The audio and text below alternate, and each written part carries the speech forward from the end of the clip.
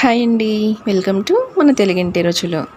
ఇవాళ ఈ వీడియోలో మనకి పండుగ వచ్చేస్తుంది కదండి, దసరా పండుగ. సో 4 రకాల పిండి వంటలను అయితే చేసి చూపిస్తాను. మొదటిగా పెసర జంతికలు, అలాగే కేవలం బియ్యం పిండితోటి ఈజీగా చేసుకునే చేతి చెక్కలు, అలాగే రవ్వ లడ్డూలండి. చాలా సాఫ్ట్గా ఉంటాయి. మనకి రవ్వ తగలకుండా నోటికి అంటే పంటికి రవ్వ తగులుతూ ఉంటుంది కదా తినేటప్పుడు, అలా లేకుండా నోట్లో పెట్టుకుంటే అలా వెన్నెలా కరిగిపోయే మెత్తటి రవ్వ లడ్డూలండి. అలాగే చాలా చాలా హెల్తీ అయిన పల్లీ చిక్కీ కరెక్ట్ కొలతతో, గ్లాస్ కొలతలు, అలాగే మెజర్మెంట్ పరంగా చేసి చూపిస్తాను. మొదటిగా అయితే మనము పెసర చక్రాలు తయారు చేసుకుందాం. దీనికోసం అయితే ఫస్ట్ ముందుగా ప్రెషర్ కుక్కర్ తీసుకోండి. అందులోకి 1 కప్పు వరకు పెసరపప్పు తీసుకోవాలి. ఇప్పుడు ఇందులోకి తగినంత వాటర్ వేసేసుకొని శుభ్రంగా ఒక 2-3 సార్లు పెసరపప్పుని క్లీన్ చేసుకోండి. నెక్స్ట్ ఇందులోకి మీరు ఏ కప్పుతో పెసరపప్పు తీసుకున్నారో సేమ్ అదే కప్పుతోటి ఒక 2 కప్పుల వరకు వాటర్ వేసేసుకొని, మీకు టైం ఉంటే ఒక 10 నిమిషాలు లేదంటే ఒక పావు గంట సేపు అయినా నానబెట్టేసుకోండి. అలా నానబెట్టుకుంటే ఈ పప్పు అనేది చక్కగా ఉడుకుతాయండి. ఇప్పుడు దీనికి కుక్కర్కి మూత పెట్టేసి విజిల్ పెట్టేసి మీడియం ఫ్లేమ్లో ఒక 4 విజిల్స్ రానివ్వండి. 4 విజిల్స్ వచ్చిన తర్వాత ఆ ప్రెషర్ మొత్తం కూడా రిలీజ్ అయిన తర్వాత ఒకసారి పప్పుని చెక్ చేసుకోండి. ఇన్ కేస్ మీకు పప్పు కనుక సాఫ్ట్గా ఉడకలేదు అనుకుంటే మరి కొద్దిగా వాటర్ వేసేసుకొని మరొక 2 విజిల్స్ రానివ్వండి. పప్పు మాత్రం కంపల్సరిగా సాఫ్ట్గా ఉడకాలండి. ఇలా ఉడికిన తర్వాత కంప్లీట్గా చల్లారిన తర్వాత ఒక మిక్సీ జార్లోకి ఈ ఉడికించుకున్న పెసరపప్పు మొత్తాన్ని వేసేసుకొని చిన్న గ్లాస్ తోటి ఒక 1/2 గ్లాస్ మీరు అవసరాన్ని బట్టి వేసుకోండి వాటర్ అనేది. ఇలాగ సాఫ్ట్గా పిండినైతే ఇలాగ మిక్సీ పట్టేసేసుకోవాలి. ఇలా మిక్సీ పట్టుకున్న ఈ పెసరపిండిని పక్కన పెట్టేసి కొంచెం వెడల్పుగా ఉండే ఒక గిన్నె తీసుకోండి. అందులోకి జల్లెడ పెట్టేసుకొని వరిపిండి, పొడి బియ్యం పిండి ఉంటుంది కదండి, అది మీరు ఏ కప్పుతో తీసుకున్నారో పెసరపప్పు సేమ్ అదే కప్పుతోటి ఒక 5 కప్పుల వరకు వేసుకోవాలి. ఇలాగ పిండిని అయితే కంపల్సరిగా జల్లించుకోవాలండి. లాస్ట్లో మనకి కొంచెం ఈ విధంగా రవ్వలాగా ఉంటుంది, అది పక్కన పెట్టేసేయండి. ఫస్ట్ నేను 1 కప్పు జల్లించుకున్న తర్వాత మరొక 2 కప్పులు వేసుకుంటున్నాను. ఇలా జల్లించుకోవటం మాత్రం అస్సలు స్కిప్ చేయొద్దండి. ఇలాగ జల్లించుకోవటం వల్ల మనకి గుల్లగా ఉంటాయి జంతికలు అనేవి. మరొక 2 కప్పులు వేస్తాను. మొత్తము 5 కప్పులు. ఈ కప్పుతో పెసరపప్పు తీసుకున్నాను కదా, సో 5 కప్పుల వరకు బియ్యం పిండి వేసుకోవాలి. వరిపిండి అండి, మనకు పొడి బియ్యం పిండి ఉంటుంది కదా అది. నెక్స్ట్ ఇందులోకి సరిపడా సాల్ట్, అలాగే 1 టీ స్పూన్ వరకు కారం వేసుకోండి. అలాగే కొంచెం పెద్ద స్పూన్ తోటి 1 టేబుల్ స్పూన్ వరకు వామునైతే కొంచెం ఈ విధంగా నలిపినట్లుగా వేసుకోండి. నెక్స్ట్ ఇందులోని ఒక 2 టేబుల్ స్పూన్స్ వరకు నువ్వులు, తెల్ల నువ్వులు ఉంటాయి కదా, అవి వేసుకోండి. నెక్స్ట్ వీటిని ఫస్ట్ ఈ విధంగా మొత్తాన్ని కూడా చేత్తోటి ఎక్కడ గడ్డలు లేకుండా బాగా కలిపేసేసుకోండి. ఇలా బాగా ఉప్పు, కారము, వాము అవి మొత్తం కూడా కలిసిన తర్వాత ఇందులోకి మనము గ్రైండ్ చేసి పెట్టుకున్నాం కదండి, ఈ పెసరపిండి మిశ్రమాన్ని వేసేసుకోండి. అలాగే ఇందులోకి కాచిన నూనె కానివ్వండి లేదంటే బటర్ కానీ ఒక టేబుల్ స్పూన్ వరకు వేసేసుకోండి. కొంచెం వేడి చేసి వేసుకోండి, బటర్ అయినా కానీ ఆయిల్ అయినా కానీ వేసేసుకొని ఫస్ట్ వాటర్ అనేది అస్సలు కలపొద్దండి. ఆల్రెడీ మనకి పెసరపిండి కొంచెం మనకి తడిగానే ఉంటుంది కాబట్టి ఫస్ట్ కలుపుకొని తర్వాత మీకు అవసరాన్ని బట్టి వాటర్ని ఇలాగ వేసుకొని కలుపుకోండి. నాకైతే వాటర్ తాగే గ్లాస్ తోటి 1.5 గ్లాస్ వాటర్ పట్టినాయండి. పిండి చూస్తున్నారు కదా, ఈ కన్సిస్టెన్సీ ఉండాలి, మరీ లూజ్గా ఉండకూడదు. లూజ్గా ఉంది అంటే ఆయిల్ లాగేస్తాయి. ఇలాగా పిండి ముద్దనైతే ఇలాగ రెడీ చేసుకున్నాం కదా, పైన ఏదైనా క్లాత్ వేసేసుకోండి. పిండి అనేది కొంచెం డ్రై అవ్వకుండా ఉంటుంది. ఇక్కడ చూస్తున్నారు కదా, జంతికల గొట్టం అయితే నేను చిన్న హోల్స్ ఉన్న ప్లేట్ పెట్టుకున్నాను. మీకు కావాలి అంటే కొంచెం లావుగా ఉంటాయి కదా హోల్స్, 3 హోల్స్ ఉంటాయి కదా, దాంతోనైనా వీటిని ప్రిపేర్ చేసుకోవచ్చు. ఇలా జంతికల గొట్టంలో పిండి పెట్టేసుకొని ఏదైనా పాలిథిన్ కవర్ కానివ్వండి, మిల్క్ ప్యాకెట్ కానివ్వండి, ఆయిల్ ప్యాకెట్ మీద కానివ్వండి, ఇలాగా చిన్నగా చక్రాల్లాగా చుట్టేసుకోండి. ఒక వాయికి సరిపడా ఇలాగ చుట్టేసుకున్నారంటే మనము ఆయిల్ కాగిన వెంటనే ఇమీడియట్గా వేసేసుకొని ఫ్రై చేసుకోవచ్చు. డీప్ ఫ్రైకి సరిపడా ఆయిల్ పెట్టుకొని, ఆయిల్ బాగా ఈ విధంగా హీట్ అయ్యి ఉండాలండి. ఫ్లేమ్ని అయితే హై ఫ్లేమ్లోనే పెట్టేసుకొని మనం ముందుగానే చుట్టుకున్న ఈ చక్రాలని ఒక్కొక్కటిగా ఆయిల్లోకి స్లోగా వదలండి. మీరు తీసుకున్న ఆయిల్ క్వాంటిటీని బట్టి అయితే ఈ చక్రాలను అయితే వేసుకోండి. ఇక్కడ నేనైతే ఒక 3 వరకు వేసానండి. ఒక వైపు ఈ విధంగా ఫ్రై అయిన తర్వాత రెండో వైపు ఫ్లిప్ చేసుకోండి.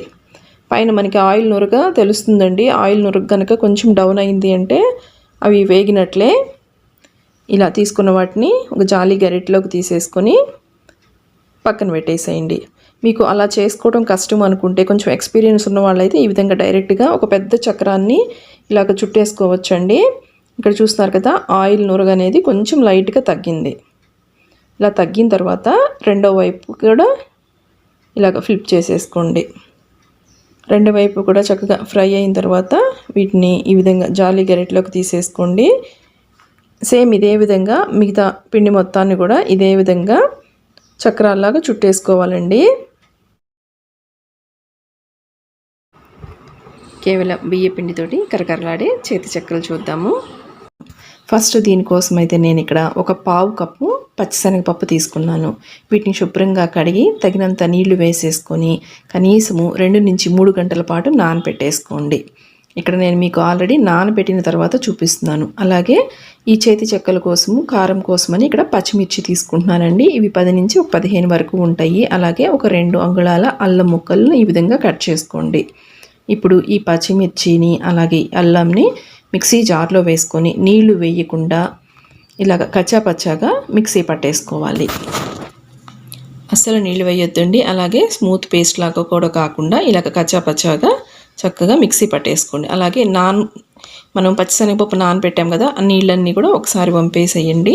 ఇప్పుడు పిండి కలుపుకోవడానికి వీలుగా వెడల్పుగా ఉండే ఒక పళ్ళెం తీసుకోండి. అందులోకి ఇక్కడ నేను ఆల్రెడీ జల్లించి పెట్టుకున్న బియ్యం పిండిని ఒక 2 గ్లాసుల వరకు తీసుకుంటున్నానండి. ఇది వరిపిండి అండి, మనము మరాడించుకుంటాం కదా ఆ పిండి. అలాగే నానబెట్టేసుకున్నాం కదా ఈ పచ్చిశనగపప్పును కూడా వేసుకోండి. ఈ గ్లాస్ తోటి నేను పావు గ్లాస్ తీసుకున్నానండి. 2 గ్లాసుల వరిపిండికి పావు గ్లాసు పచ్చిశనగపప్పును అయితే నానబెట్టేసుకోండి. నీళ్ళని వంపేసి నానబెట్టుకున్న ఆ పచ్చిశనగపప్పు మొత్తాన్ని కూడా వేసేసుకోండి. అలాగే మనము కచ్చాపచ్చాగా మిక్సీ పట్టుకున్నాం కదా ఈ పచ్చిమిర్చి అల్లం మిశ్రమాన్ని కూడా వేసేసుకోవాలి. ఇప్పుడు ఇందులోకి ఈ పిండికి సరిపడా సాల్ట్, నేనైతే ఇక్కడ 1 టీ స్పూన్ వరకు సాల్ట్ వేసాను. అలాగే 1 టీ స్పూన్ వరకు అయితే జీలకర్ర వేసుకోండి. మీకు ఇష్టం ఉంటే ఇందులో నువ్వులు కూడా వేసుకోవచ్చండి. నెక్స్ట్ కంపల్సరీగా వేయాల్సిన ఇంగ్రీడియంట్ అండి వెన్న. ఇక్కడ చూస్తున్నారు కదా, కొంచెం పెద్ద గరిటెతో ఒక గరిట, మీకు చిన్న స్పూన్లతో చెప్పాలంటే ఒక 3 నుంచి 4 స్పూన్ల వరకు కంపల్సరీగా ఈ వెన్ననైతే వేసుకోండి. ఇప్పుడు నీళ్లు వేయకుండా ఫస్ట్ ఈ వెన్న, మనం వేసిన ఈ పచ్చిశనగపప్పు, ఈ పేస్ట్ ఇవన్నీ ఉన్నాయి కదా, ఇవన్నీ కూడా చక్కగా పిండికి పట్టే విధంగా బాగా కలుపుకోవాలి. ఇక్కడ నేను వీడియోలో చూపిస్తున్నాను చూడండి, పిండిని కొంచెం రబ్ చేస్తున్నట్లుగా కలుపుకోండి. మీ దగ్గర ఈ వెన్న కనుక అందుబాటులో లేకపోతే ఒక గరిటె వరకు ఆయిల్ని వేడి చేసుకుని నూనె అయితే వేసేసుకోండి. నెక్స్ట్ ఇందులోకి కొంచెం కరివేపాకు తీసుకోండి. కరివేపాకును కూడా ఇలాగ చిన్న చిన్న ముక్కలుగా కట్ చేసుకుని వేసుకోవాలండి. ఇలా వేసుకుంటే మనకి ఆయిల్ అవి వేగేటప్పుడు సపరేట్ అవ్వకుండా ఉంటుంది కరివేపాకు అనేది. ఇలా చిన్న చిన్న ముక్కలుగా కట్ చేసేసుకొని ఈ కరివేపాకు మొత్తాన్ని కూడా ఇలాగ వేసేసుకోండి. ఇక్కడ నేను మీకు మనం వేసిన ఈ వెన్న అనేది కరెక్ట్గా సరిపోయిందో లేదో ఈ విధంగా ఒకసారి అయితే చెక్ చేసుకోండి. ఇలాగ పిండిని మనము గట్టిగా పట్టుకున్నాము అంటే మనకి ఒక ముద్దలాగా ఉండాలి. ఇలా వచ్చింది అంటే కరెక్ట్గా వేసిన వెన్న అనేది సరిపోయినట్టు. అలాగే ఈ పొడి పిండిని ఒకసారి సాల్ట్ అనేది చెక్ చేసుకోండి. అవసరమైతే మీకు తగ్గింది అనుకుంటే మరి కొంచెం వేసుకోవచ్చు. ఇలా పిండిని అయితే బాగా కలుపుకోవాలండి. మీకు వెన్నతో చేస్తేనే మంచి టేస్టీగా ఉంటాయండి. నూనె వేసేదానికంటే కూడా వెన్నతో వేసుకోవడానికైతే ట్రై చేయండి. ఇప్పుడు ఇందులోకి నీళ్లు వేసుకోవాలి. ఇక్కడ నార్మల్ వాటరేనండి, మనం ఆల్రెడీ వెన్న వేసాం కాబట్టి మనకి నార్మల్ వాటర్తోనే పిండిని అయితే కలుపుకోవేసుకోవాలి. ఇక్కడ ఫస్ట్ ఒక 1/2 గ్లాస్ వరకు నీళ్లు వేసుకున్నాను, తర్వాత మరి కొంచెం వేసుకొని కలుపుకుంటున్నాను. ఇలా కొంచెం కొంచెంగా వేసుకుంటూ మీరు కలుపుకోండి. ఒకేసారి వేసుకున్నారంటే పిండి లూజ్ అయ్యే ఛాన్స్ ఉంటుంది కదా, సో కొంచెం కొంచెంగా వాటర్ అనేది వేసుకుంటూ మనకి మెత్తగా ముద్దలాగా రావాలి పిండి. ఇక్కడ నేను తీసుకున్న క్వాంటిటీకి అయితే 1 గ్లాస్ వాటర్ పట్టినాయండి. మీకు ఇంతే పడతాయని ఉండదు, అటు ఇటుగా పట్టొచ్చు. సో నార్మల్ వాటర్తోనే చక్కగా ఈ విధంగా సాఫ్ట్గా తయారు చేసుకోవాలి పిండిని అయితే. చూడండి, పట్టుకుంటే కూడా మనకి మెత్తగా ఈ విధంగా ఉండాలి. ఇప్పుడు చేతి చెక్కల్ని ఏ విధంగా తయారు చేసుకోవాలో చూపిస్తానండి. చూస్తున్నారు కదా, ఈ గ్లాస్తో ఒక గ్లాస్ పట్టినేయండి. ఫస్ట్ కొంచెం అరచేతులకి ఈ విధంగా నూనె రాసేసుకోండి, పిండి అతుక్కోకుండా ఉంటుంది. ఇప్పుడు చిన్న నిమ్మకాయ సైజ్ అంతా పిండి తీసుకొని ఈ విధంగా అరచేతుల మధ్యలో పెట్టేసుకొని ఇలాగ రోల్ చేసేసుకొని ఇలాగ బొట్టన వ్రేలుతో చూపిస్తున్నాను కదా, అలాగ ప్రెస్ చేసుకున్నారంటే మనకి చేతి చెక్కలు అనేవి ఈ విధంగా రెడీ చేసుకోవాలి. మీరు కొంచెం ఎక్స్పీరియన్స్ ఉన్న వాళ్ళైతే డైరెక్ట్గా ఆయిల్లోకి వదిలేసేసుకోవచ్చండి. ఇలాగ ఫస్ట్ ఒక వాయికి సరిపడా ఈ చేతి చెక్కలను అయితే తయారు చేసుకోవాలి. ఇవి మనం ఇలాగ ప్రెస్ చేసేటప్పుడు బ్యాక్ సైడ్ అంటే ఈ చేతి చెక్కలకి రెండో వైపు మనకి ఇలాగ చూస్తున్నారు కదా, ఇలాగ ఫింగర్ ప్రింట్స్ పడుతూ ఉంటాయి, వేలు ముద్రలాగా పడుతూ ఉంటాయి. అందుకే వీటిని చేతి చెక్కలు అంటారండి. ఫస్ట్ ఒక వాయికి సరిపడా ఈ విధంగా ఒత్తేసుకోండి. వీటికి కరెక్ట్గా ఇలానే ఎగ్జాక్ట్ షేప్ అంటూ ఏమీ ఉండవండి, అటు ఇటుగా ఇలానే ఉంటాయి. ఇప్పుడు డీప్ ఫ్రైకి సరిపడా ఆయిల్ పెట్టేసుకొని ఆయిల్ బాగా హీట్ అయింది లేదో కొంచెం చిన్న పిండి ముద్ద వేసుకొని చెక్ చేసుకోండి. ఇమీడియట్గా పైకి వచ్చింది అంటే ఆయిల్ బాగా కరెక్ట్ హీట్లో ఉన్నట్లు. ఇప్పుడు ఫ్లేమ్ని సిమ్లో పెట్టేసుకొని మనం తయారు చేసుకున్నాం కదండి, ఒక వాయికి సరిపడా ఈ చేతి చెక్కల్ని ఒక్కొక్కటిగా ఇలాగ నెమ్మదిగా ఆయిల్లోకి వేసేసుకోండి. ఇలా అన్నీ వేసుకున్న తర్వాత అప్పుడు ఫ్లేమ్ని హై ఫ్లేమ్లో పెట్టేసుకోండి. ఇవి కొంచెం మందంగానే ఉంటాయండి, వేగటానికి కూడా కొంచెం టైం పడుతుంది. ఇమీడియట్గా కదిలించొద్దు, కొంచెం మనకి నురగది తగ్గిన తర్వాత అప్పుడు ఈ విధంగా గరిటెతోటి అటు ఇటు కలుపుకుంటూ ఉండాలి. వీటిని హై ఫ్లేమ్లో మాత్రమే ఫ్రై చేసుకోండి. నూనె కూడా అస్సలు పీల్చుకోవండి. ఈ చేతి చెక్కలు చాలా గుల్లగా వస్తాయి, వెన్నపూస వేసాం కదా, చాలా టేస్టీగా ఉంటాయి. పిల్లలు అయితే చాలా చాలా ఇష్టంగా తింటారు.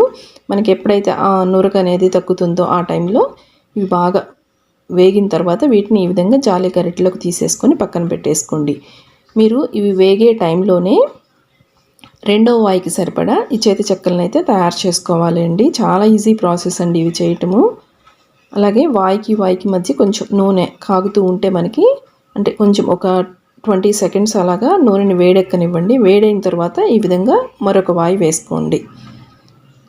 ఇలా ఒక్కొక్కటిగా వేసేసుకోండి. చాలా ఈజీ అండి ఈ చేతి చెక్కలు చేయటం, మీరు ట్రై చేయండి. ఇవి మీరు 2-3 వారాల పాటు ఫ్రెష్గా ఉంటే ఎయిట్ బాక్స్లో పెట్టేసుకున్నారు అంటే వీడియో నచ్చితే ప్లీజ్ లైక్ చేయండి. ఇప్పుడు మనము ఎవరైనా ఈజీగా చేసుకునే రవ్వ లడ్డూలు అయితే తయారు చేసుకుందామండి. చాలా అంటే చాలా సాఫ్ట్గా వస్తాయి, అలా నోట్లో పెట్టుకుంటే అలా వెన్నలా కరిగిపోతాయండి. మీకు నేను ఇక్కడ కట్ చేసినప్పుడే అర్థమవుతుంది కదా టెక్స్చర్, అది ట్రై చేయండి ఫ్రెండ్స్ ఈ రవ్వ లడ్డూలను అయితే. ఇక రవ్వ లడ్డూల కోసం అయితే ఫస్ట్ ముందుగా షుగర్ని అయితే మనము మిక్సీ పట్టేసుకోవాలండి. ఇక్కడ నేను అర గ్లాస్ కంటే ఎక్కువ 3/4 గ్లాస్ కంటే కొంచెం తగ్గించి పంచదార వేసుకుంటున్నాను. ఇలాగ మిక్సీ జార్లో వేసుకోండి. అందులోనే ఒక 5 యాలకులను కూడా వేసుకోండి, మెత్తగా మనకి పొడిలాగా అయిపోతుంది. చూడండి ఈ విధంగా గ్రైండ్ చేసుకోవాలి. చాలా సాఫ్ట్గా ఇలాగ పంచదారను అయితే పొడి చేసుకొని పక్కన పెట్టేసుకోండి. ఇప్పుడు స్టవ్ మీద కడాయి పెట్టుకోండి. కడాయి కూడా కొంచెం వెడల్పుగా ఉండాలి. అలాగే అడుగు మందంగా ఉండే ఒక కడాయి తీసుకోండి. అందులోకి ఒక 1/2 కప్పు వరకు అయితే నెయ్యి పడుతుందండి సుమారుగా. అంతకన్నా ఎక్కువైనా వేసుకోవచ్చు, ఒక 1/2 కప్పు అయితే కరెక్ట్గా ఎగ్జాక్ట్గా సరిపోతుంది. ఇప్పుడు నెయ్యి కొంచెం వేడిన తర్వాత ఇందులోకి ఒక 1/2 కప్పు వరకు డ్రై ఫ్రూట్స్ని అయితే ఫ్రై చేసుకోండి. ఇక్కడ నేను జీడిపప్పు అలాగే బాదం పప్పుల్ని చిన్న చిన్న ముక్కలుగా కట్ చేసుకొని వేశాను. ఇవి మనకి కొంచెం ఒక 70% అలాగా సగం పైగా బాగా ఫ్రై అయిన తర్వాత ఇందులోకి కొన్ని కిస్మిస్లు కూడా వేసుకోండి. ఎండు ద్రాక్ష అంటారు కదా, వాటిని కూడా వేసుకొని దూరగా ఫ్రై చేసుకోవాలి. ఇవే వేసుకోవాలని లేదండి, మీకు నచ్చిన డ్రై ఫ్రూట్స్ మీకు ఏవి అందుబాటులో ఉంటే వాటిని వేసుకొని ఇలా నేతిలో ఫ్రై చేసుకోండి. నెయ్యి అయితే మనం తీసుకున్న గ్లాస్, నేనైతే గ్లాస్తో తీసుకున్నాను కదండి, దాంతో ఒక 1/2 కప్పు వరకు అయితే నెయ్యి సరిపోతుంది. 1/2 కప్పు లేదు అంటే 1/2 కప్పు కంటే ఎక్కువైనా వేసుకోవచ్చు. ఇలాగా వేయించుకున్న డ్రై ఫ్రూట్స్ని ఒక బౌల్లోకి వేసుకోండి. ఇప్పుడు మిగతా నేతిలో ఈ రవ్వను కూడా ఫ్రై చేసుకోవాలి. ఇక్కడ నేను ఒక గ్లాస్ వరకు రవ్వ తీసుకుంటున్నానండి. ఉప్మా రవ్వ ఉంటుంది కదా, మనము బాంబే రవ్వ అంటారు కదా, ఆ రవ్వని నేతిలో చక్కగా ఫ్రై చేసుకోవాలి. ఇది ఫ్రై అయ్యేటప్పుడు కంప్లీట్గా ఫ్లేమ్ని అయితే సిమ్లో పెట్టేసుకోండి. అలాగే దగ్గరుండి ఫ్రై చేసుకోండి. ఏమాత్రం మాడినా కూడా మనకి లడ్డు టేస్ట్ అనేది కంప్లీట్గా మారిపోతుంది. ఈ రవ్వని నేతిలో కనీసము ఒక 7-8 నిమిషాల పాటైనా ఫ్రై చేసుకోవాలి. ఇలాగ బాగా రవ్వ మనకి 7-8 నిమిషాల పాటు ఫ్రై అయిన తర్వాత ఇప్పుడు ఇందులోకి పచ్చి కొబ్బరి తురుము కూడా ఒక అర గ్లాస్ వరకు వేసుకోండి. చూస్తున్నారు కదా పచ్చి కొబ్బరి. మీకు పచ్చి కొబ్బరి అందుబాటులో లేకపోతే ఎండు కొబ్బరి అయినా వేసుకోవచ్చు. నేనైతే పైన ఉన్న బ్రౌన్ పార్ట్ని కూడా తీసానండి.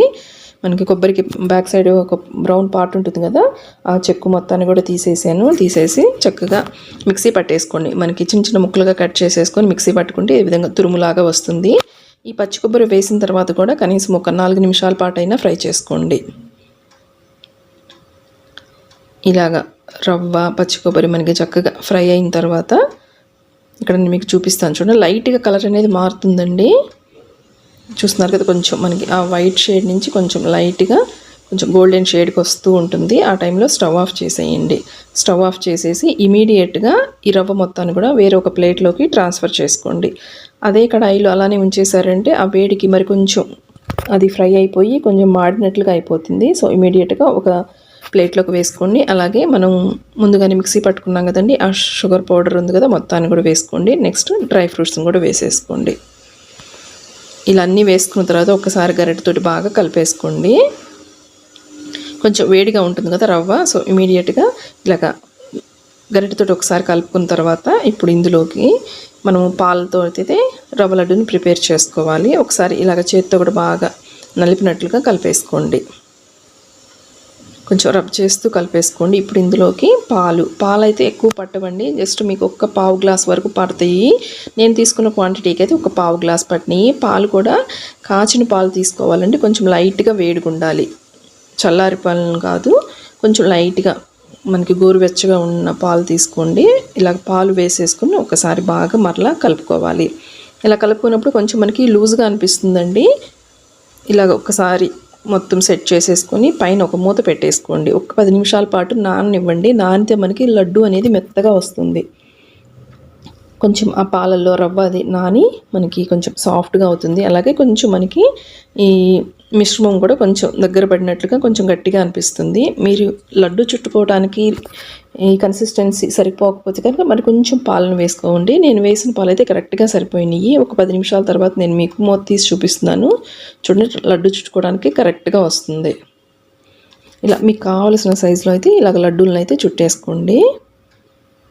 చూడండి ఎంత సాఫ్ట్గా వచ్చినాయో. ఇవి కొంచెం చల్లారినాయి అంటే మరి కొంచెం లైట్గా గట్టిపడుతుందండి. ఇవి మీకు 2-3 వారాల వరకు ఉంటాయి. ట్రై చేయండి. వీడియో నచ్చితే ప్లీజ్ లైక్ చేయండి. లాస్ట్గా మనము కరకరలాడే పల్లీ చిక్కీ చేసుకుందామండి. చూడండి ఎంత కరెక్ట్గా కట్ అవుతున్నాయో. తింటుంటే చాలా టేస్టీగా ఉంటుంది. అలాగే హెల్త్కి చాలా చాలా మంచిదండి ఈ పల్లీ చిక్కీ. ఒకసారి నేను చెప్పే ఈ పద్ధతులు మీరు ట్రై చేయండి. అచ్చం మీకు స్వీట్ షాప్లో కొన్నట్లే ఉంటుంది, అంతకంటే బాగుంటుంది కూడా. ఇక ప్రాసెస్ చూద్దాం. దీనికోసం అయితే అడుగు మందంగా ఉండే ఒక కడాయిని స్టవ్ మీద పెట్టుకొని అందులోకి 1 గ్లాస్ వరకు అయితే పల్లీలు వేయించుకుంటున్నానండి నేను ఇక్కడ. ఇవి సుమారుగా 1/2 కేజీ అంటే 250 గ్రాముల వరకు పల్లీలు ఉంటాయి. వీటిని లో ఫ్లేమ్లో మాడిపోకుండా నిదానంగా ఫ్రై చేసుకోండి. మనకి లో ఫ్లేమ్లో ఫ్రై చేసుకుంటే వేగడానికి కొంచెం టైం పడుతుంది, కానీ గింజ లోపల వరకు కూడా చక్కగా ఫ్రై అయ్యి చిక్కీ టేస్ట్ అనేది బాగుంటుంది. ఈ విధంగా చక్కగా పల్లీలు బాగా ఫ్రై అయిన తర్వాత స్టవ్ ఆఫ్ చేసేయండి. స్టవ్ ఆఫ్ చేసేసి వీటన్నిటిని కూడా ఒక ప్లేట్లోకి వేసేసుకొని కంప్లీట్గా చల్లారిన తర్వాత పైన ఉన్న పొట్టు మొత్తాన్ని కూడా తీసేసుకోవాలి. అలాగే ఈ పల్లీ చిక్కీ మీకు పలుచగా కావాలి అంటే కనుక మనకి ఆ పల్లీలు ఉంటాయి కదండి, ఆ పల్లీల గింజ 2 భాగాలు అయ్యే విధంగా ఇలాగా సపరేట్ చేసేసుకోండి. ఇక్కడ చూస్తున్నారు కదా, ఈ విధంగా 2 బద్దలు అయ్యే విధంగా చేసేసుకోవాలి. ఇప్పుడు స్టవ్ మీద అడుగు మందంగా ఉండే కడాయి పెట్టుకొని మనం తీసుకున్న 1 గ్లాసు పల్లీలకి 3/4 గ్లాస్ కంటే కొంచెం తగ్గించి బెల్లం తరుగు వేసుకోవాలి. ఇది సుమారుగా 275 గ్రాముల వరకు ఉంటుందండి. అంటే 1/2 కేజీ పల్లీలకి కొంచెం 1/2 కేజీ కంటే కూడా కొంచెం ఎక్కువ బెల్లం వేసుకుంటే కరెక్ట్గా సరిపోతుంది. అలాగే అందులోకి 1/2 టీ గ్లాస్ వరకు వాటర్ వేసేసుకొని మీడియం ఫ్లేమ్లో పెట్టుకొని ఈ బెల్లం మొత్తాన్ని కూడా ఫస్ట్ కరిగించేసుకోవాలి. ఇలా గరిటెతోటి కలుపుకుంటూ ఉంటే బెల్లం అనేది కొంచెం మనకి మెత్తబడుతుందండి. ఇలాగా గరిటెతోటి కొంచెం స్మూత్గా ప్రెస్ చేశారు అంటే చక్కగా బెల్లం మొత్తం కూడా ఈ విధంగా కరిగిపోతుంది. ఇప్పుడు స్టవ్ ఆఫ్ చేసేయండి. బెల్లంలో మనకి నలకలు ఇలాగ ఇసుక ఏదైనా ఉంటే కనుక కంపల్సరీగా అయితే ఈ విధంగా టీ ఫిల్టర్ సహాయంతో ఒకసారి ఫిల్టర్ చేసేసుకోండి. అలాగే మనం స్టవ్ మీద పెట్టాం కదండి పాకం కోసము, ఈ కడాయిని కూడా ఒక్కసారి వాటర్ తోటి క్లీన్ చేసేసుకోవాలి. అంచులు వెంట ఏదైనా ఇసుక లాంటిది అలాగా అతుక్కుపోయి ఉంటుంది. సో వాటర్ తోటి ఒక్కసారి క్లీన్ చేసేసుకొని మరలా స్టవ్ మీద పెట్టుకొని స్టవ్ ఆన్ చేసి ఫిల్టర్ చేసుకున్న ఈ బెల్లం పాకాన్ని కడాయిలోకి వేసేసుకోండి. ఇప్పుడు ఫ్లేమ్ని అయితే లో ఫ్లేమ్లో పెట్టుకుని నిదానంగా బెల్లం పాకం వచ్చేంత వరకు మనం వెయిట్ చేయాలి. ఈలోపు మనము స్టవ్ పక్కన ఒక స్టీల్ ప్లేట్ ఒకటి తీసుకొని అందులోకి కొంచెం నెయ్యి వేసుకొని ఈ విధంగా అంచుల వెంట కూడా చక్కగా మనకి అంటుకునే విధంగా స్ప్రెడ్ చేసుకోండి. అలాగే చిక్కీని కొంచెం మనం స్ప్రెడ్ చేసుకోవడానికి ఈ విధంగా ఏదైనా చిన్న బౌల్ కానీ లేదంటే లోటా కానీ మనకి ఫ్లాట్గా ఉండే ఏదైనా ఒక గిన్నె తీసుకొని గిన్నె అడుగు భాగాన్ని కూడా నెయ్యి అప్లై చేసుకోండి. ఇక్కడ చూస్తున్నారు కదండి, పాకం మనకి దగ్గర పడుతూ ఉంది. ఒకసారి మీకు పాకాన్ని ఏ విధంగా చెక్ చేసుకోవాలో చూపిస్తాను. ఇక్కడ చూస్తున్నారు కదా, ఒక ప్లేట్లోకి కొంచెం వాటర్ వేసుకొని అందులోకి కొంత ఈ బెల్లం కరిగించిన ఈ సిరప్ని వేసేసుకొని పట్టుకుంటే మనకి ఈజీగా రావాలండి. ఇక్కడ చూస్తున్నారు కదా, మనకి బాగా జిగురుగా ఉంది పాకం కూడా, అలాగే తీగలాగా సాగుతూ ఉంది కదా. సో మరి ఇంకొంచెం సేపు ఉడకాల్సి ఉంటుంది. ఈ స్టేజ్లో కనుక మీరు పల్లీలు ఇందులో వేసేసుకున్నారంటే పల్లి మనకి చిక్కీ అనేది పంటికి అతుక్కుంటూ మనకి సాగుతూ ఉంటుంది కదా, ఆ పాకం అనేది వస్తుంది. సో ఒక 5-6 నిమిషాల పాటు ఉడికించుకున్న తర్వాత ఈ విధంగా 1 టీ స్పూన్ వరకు అయితే నెయ్యి వేసుకోండి. అలాగే ఒక 1/2 టీ స్పూన్ యాలకుల పొడి వేసుకోండి. ఈ నెయ్యి యాలకుల పొడి రెండు కూడా ఆప్షనేనండి. జస్ట్ మనకి నెయ్యి వేసుకోవడం వల్ల చిక్కీ అనేది షైనింగ్గా ఉంటుంది, కొంచెం మెరుస్తూ అలా కనపడుతుంది. ఇప్పుడు మరొకసారి చూపిస్తాను చూడండి. ఇప్పుడు చూడండి మనకి ఈజీగా ముద్దకు వచ్చేస్తుంది. అలాగే పట్టుకుంటే కూడా మనకి కొంచెం గట్టిగా ఉంటుంది. ఇప్పుడు ఈ పాకం ముద్దని మనము ఆ ప్లేట్లోకి వేసుకొని ఇలాగ వేస్తే కనుక కొంచెం సౌండ్ రావాలండి. ఈ పాకం వస్తే మనకి చిక్కీ అనేది చాలా బాగుంటుంది. ఇంకెక్కువసేపు ముదరనివ్వద్దని కొంతమంది అయితే ఇంకొంచెం సేపు ఉడకనిస్తారు. అలా ఉడికించేదానికంటే కూడా ఈ విధంగా కొంచెం మనకి ఈ పాకం వచ్చినప్పుడు వేసుకుంటే కనుక చిక్కీ చాలా బాగుంటుంది. చూస్తున్నారు కదా, ఈ చిక్కీ పాకం మనకి ఈ విధంగా రెడీ అయిన తర్వాత ఇప్పుడు ఇందులోకి ఈ పొట్టు తీసుకున్న పల్లీలు మొత్తాన్ని కూడా వేసేసుకొని చక్కగా పాకంకి పల్లీలు పట్టుకునే విధంగా ఈ విధంగా కలుపుకుంటూ 1 నిమిషం తర్వాత అయితే స్టవ్ ఆఫ్ చేసేయండి. ఇలా స్టవ్ ఆఫ్ చేసిన తర్వాత కూడా ఒక్కసారి బాగా ఈ విధంగా కలుపుకోవాలి. చూస్తున్నారు కదా ఎలాగ వస్తుందో తీగలు తీగలుగా. ఇప్పుడు స్టవ్ ఆఫ్ చేసిన తర్వాత మొత్తాన్ని కూడా ఈ ప్లేట్లోకి వేసేసుకోండి. నెయ్యి వేసాం కదండి, చక్కగా స్ప్రెడ్ అవుతుంది ఈజీగానే. అలాగే మనకి పైన గిన్నెకి కూడా నెయ్యి అప్లై చేసుకున్నాం కదా. సో పల్చగా మీకు వీలైనంత పల్చగా ఫాస్ట్గా ఈ విధంగా స్ప్రెడ్ చేసుకోవాలి. మీరు సేమ్ ఇదే మిశ్రమంతో మనకి పల్లి లడ్డూలు ఉంటాయి కదండి, వాటినైనా చేసుకోవచ్చు. ఇలా బాగా స్ప్రెడ్ చేసుకున్న తర్వాత కొంచెం మనకి వేడి మీదే ఈ విధంగా నైఫ్ తోటి మీకు కావలసిన సైజులో అయితే కట్ చేసుకోండి. ఇలా మీడియంగా అయితే నేను కట్ చేసుకుంటున్నానండి. ఇలా కట్ చేసుకుంటే మనకి చిక్కీ మనకి ఈజీగా వచ్చేస్తుంది, చూడటానికి కూడా నీట్గా ఉంటుంది. కంప్లీట్గా చల్లారిన తర్వాత నేను మీకు చూపిస్తున్నానండి. జస్ట్ ఒక అరగంటలో అలాగా చల్లారిపోతుంది కదా. చల్లారిన తర్వాత దీన్ని ఈజీగా మనము డీమోల్డ్ అయితే చేయొచ్చు. చూడండి చక్కగా ఊడొచ్చేస్తుంది కదా. ఆల్రెడీ మనము నైఫ్ తోటి కట్ చేసుకున్నాం కాబట్టి మనకి ఈజీగా కూడా ఇవి చిన్న చిన్న పీసెస్గా కూడా ఈ వీడియో మీరు రిలేటివ్స్ ఫ్రెండ్స్తో కూడా షేర్ చేయండి. నా ఛానల్ని అయితే మీరు కొత్తగా చూస్తున్నట్లయితే వీడియోస్ నచ్చితే ప్లీజ్ ఛానల్ కూడా సబ్స్క్రైబ్ చేసుకోండి. మరొక ఇంట్రెస్టింగ్ అండ్ టేస్టీ వీడియోది మరలా మీట్ అవుతాను ఫ్రెండ్స్. Thanks for watching.